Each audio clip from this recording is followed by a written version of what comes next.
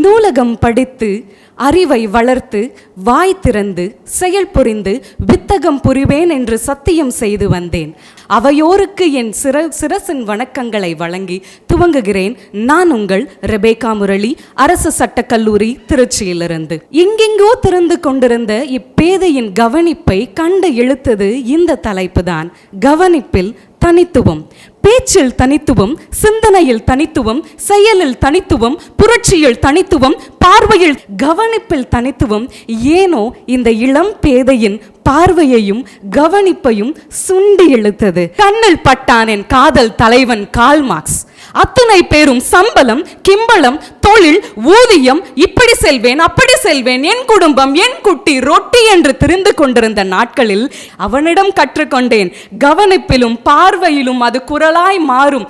அந்த தனித்துவம் தான் செயலாய் மாறும், செயல் புரட்சியாய் மாறும். அப்படி மாறிய புரட்சி இன்று ஒவ்வொரு தொழிற்சங்கங்களிலும் ஐயா சிவப்பு கொடியாய் பறந்து கொண்டிருக்கிறது கண்களுக்கிடையில். இப்படியே வந்து கொண்டிருந்தேன். அப்பொழுது பட்டான் என் தலைவன் மாமேதை அம்பேத்கர்.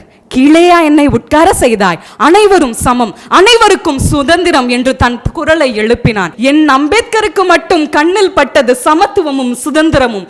அவன் கவனிப்பில் இருந்த தனித்துவம் இன்றைக்கு எனக்கு இந்த ஆடையை தந்திருக்கிறது. அவனை மெச்சுக்கொள்வதை விட வேறு யாரை மெச்சுக்கொள்வேன்? அவன் எழுத்துக்களை படிப்பது விட வேறு எந்த காதல் கடிதத்தை நான் ரசனையாக படித்து விடுவேன்? மழலையாக புன் சிரிப்போடு கண்ணில் பட்டால் மலாலா. துப்பாக்கி சூடுகளுக்கும் கால் மிதிகளுக்கும் தன்னுடைய படிப்பும் தன்னுடைய புத்தகமும் தன்னுடைய வாழ்க்கையை மாற்றும். தன்னை போல் இழிந்து விடுந்து கிடந்திருக்கும் அத்தனை பெண்களுக்கும் ஒரு வருங்காலத்தை தரும் என்று அவள் முடிவு செய்தாள். ஜென்னி மார்க்ஸையும் பார்த்தேன். தன் மார்பில் பால் வடியாமல் ரத்தம் சொட்டி கொண்டிருந்த நேரத்தில் அவள் வேறெதையும் கவனிக்காமல் தன்னுடைய காதலன் புரட்சி முக்கியம் என்று வாங்கி தந்தாலே அந்த சுருட்டு அவளுடைய கவனிப்பில் இல்லாத தனித்துவமா என்னுடைய காதலில் இருந்து விட போகிறது. அப்பொழுதுதான் வாசித்தேன் ஜெயகாந்தனின் எழுத்தான பகலில் ஒரு வேஷம் என்று. தன் மன வாழ்க்கையை இழந்த ஒரு பெண் காதலனை சந்தித்து அந்த காதலனையும் இணர்ந்து தொடர்ந்து வாழ்கிறேன் என் வாழ்க்கைக்காக ஒரு சமூகத்தை ரசனையோடு பார்க்கிறவன் கவிஞன் ஆகிறான்.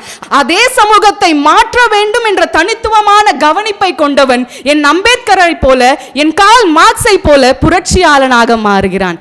இவர்கள் வரிசையில் நானும் அப்படியே ஒட்டி கொள்கிறேன் என்று அந்த உந்து சக்தியை தந்திருக்கிறது இந்த தலைப்பு. வாய்ப்பிற்கு இணக்கம், வருகைக்கு வணக்கம்.